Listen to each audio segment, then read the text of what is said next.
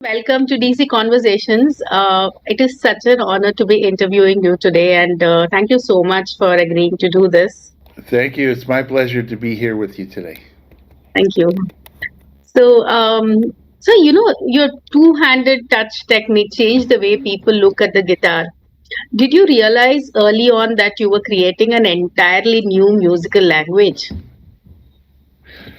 I actually did realize that even before I did it, because I think that the new language was already in my mind, because I had musical ideas that I couldn't play on a guitar. And I started to experiment with different techniques until I worked out this technique that I'm using now. So I already had the idea, and it was definitely very much influenced by the piano. That's part of it. That's an important part of it, because there are textures that a piano can create that normally you can't do on a guitar. So that was part of it. But there's another part of it too. That's just everybody's different, and everybody has different music inside. And I think that I had music in my head and in my heart that was different from music that I was hearing out there. And so this goes beyond the technique, but I think that the technique did allow me to access more of my original sound. So, jazz thrives on spontaneity. So, after decades of performing, what still surprises you on the stage? Just it's surprising every time, really. Um, you know, I'm so blessed because this time when I'm here in India, I'm performing with my longtime collaborator Kenwood Dennard, and every time he plays, he does something unique that I've never seen a drummer do. So that just his playing already surprises me every time. And I'm a lifelong student of music as well, and so even though I've developed a big musical vocabulary, it's sort of like, how can I put this? It's like if somebody gives you a map, and it's a map of a really big territory. So you're very familiar with the terrain because you have the map, but it's still not the same as actually going to those places. And when you actually go to those places, it's always surprising, and it's always an experience that the map can't describe.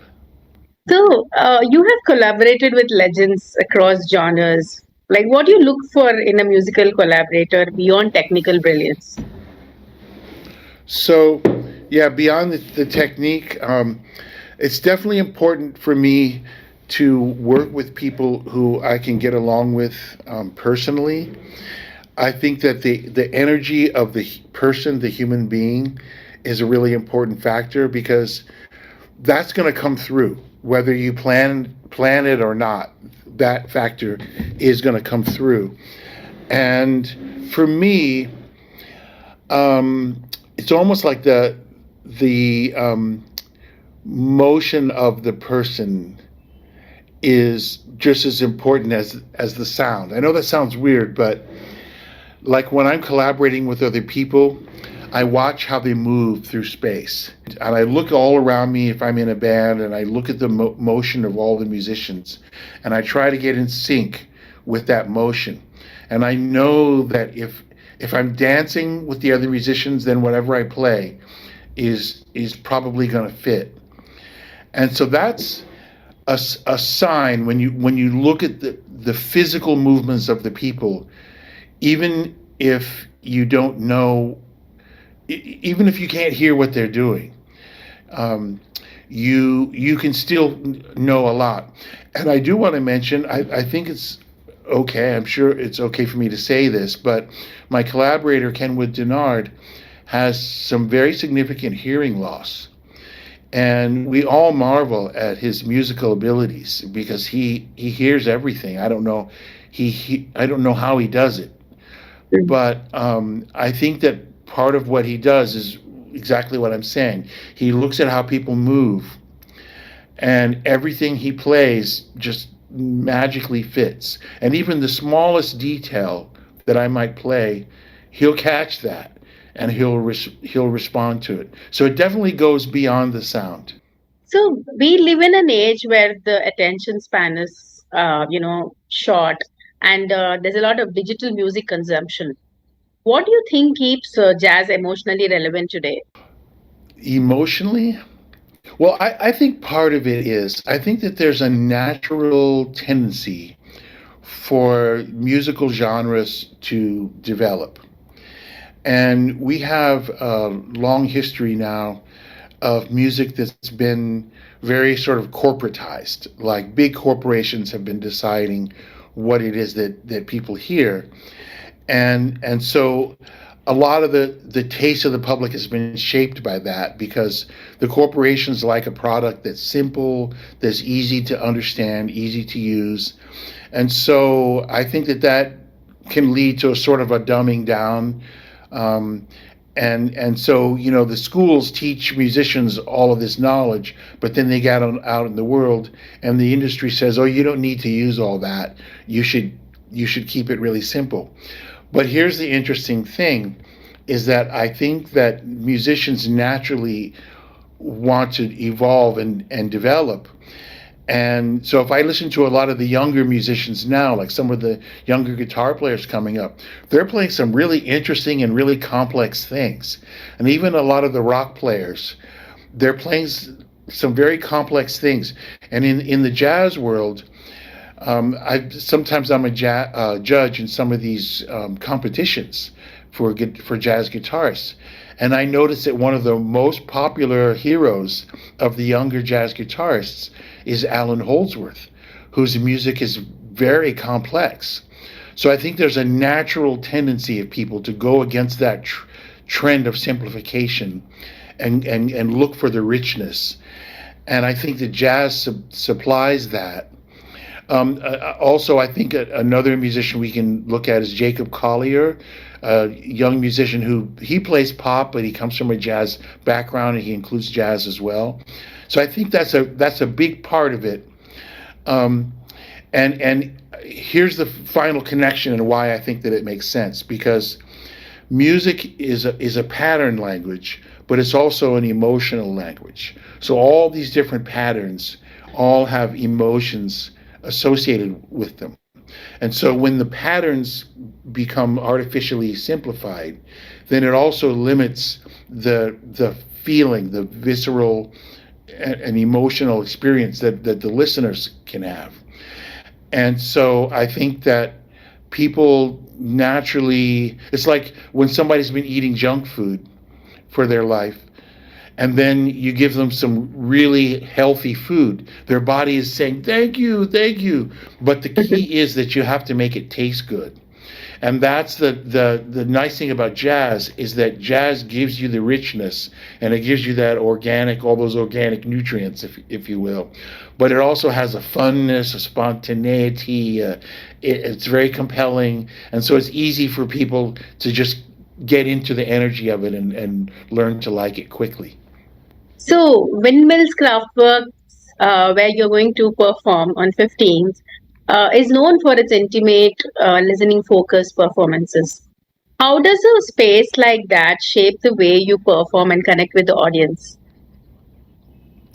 Windmills Craftworks is amazing. They did such a wonderful job. It's elegant, it's beautiful. The sound is just so good. And it makes it really easy for me because my music has a lot of detail. And sometimes I go deeper and deeper into the more subtle details. And so it's great to have a place where people can hear the details, and also there's an atmosphere, a listening atmosphere, and an atmosphere of reverence.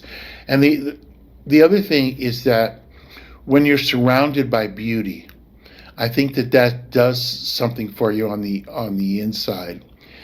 And all these different senses, we got the auditory, we got the visual, we got all these different senses, but they all eventually fuse together.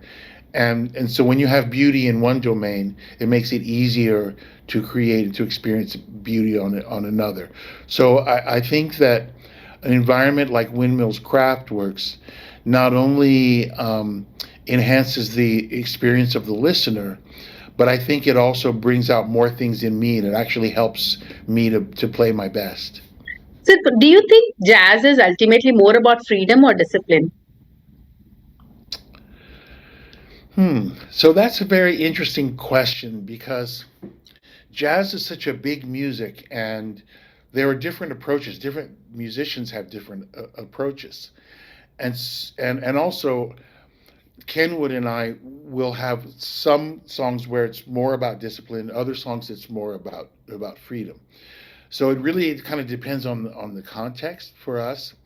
But in general, I think what's to me what's really remarkable about jazz is the way that it combines both. Um, like from coming from see, I studied classical music before I was a jazz musician. And so on the classical side, it was more about discipline.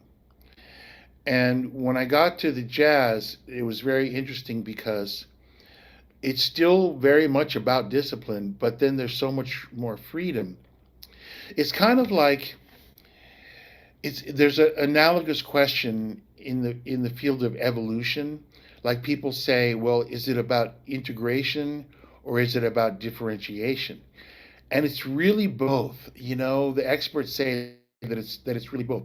Like for example, a cat is more evolved than a frog, and the cat has more discernment and more complex system. But if you look at the movements of a cat, it's also so smooth and so integrated more than a frog. So it's both. See what I'm getting at? Yeah. So, talking about Kenwood, how has your musical conversation with him evolved over the years? It's just deepened and it's got richer and better and better. It just keeps getting better. He surprises me every time, and he always gives me something new to work with. And I think that this format, where it's just the two of us, is more of a conversation.